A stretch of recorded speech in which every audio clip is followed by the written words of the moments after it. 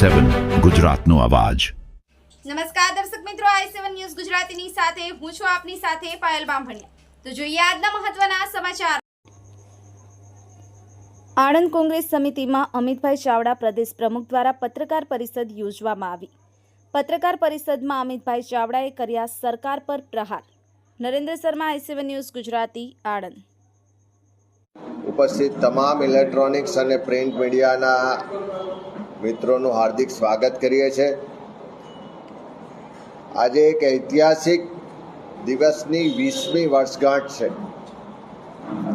12 October 2005ના રોજ દેશમાં કોંગ્રેસના નેતૃત્વમાં યુપીએ સરકાર દ્વારા આઝાદ ભારતમાં પહેલી વખત એક ઐતિહાસિક નિર્ણય લીધો ને માહિતી અધિકારનો કાયદો અસ્તિત્વમાં આવ્યો।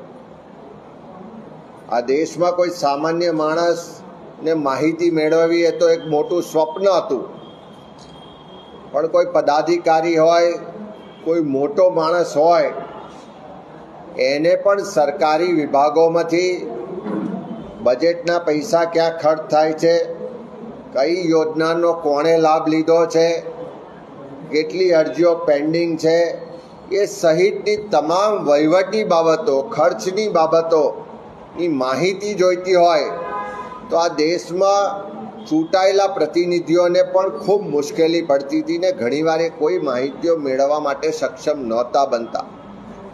એવા સંજોગોમાં કોંગ્રેસના નેતૃત્વએ જે આઝાદ ભારતમાં લોકોને અધિકાર આપવાની શરૂઆત કરી હતી, એ જ અધિકારોને વધારે મજબૂત કરવા માટે 12 ઓક્ટોબર 2005ના રોજ માહિતી અધિકારનો કાયદો અમલમાં લાવ્યા।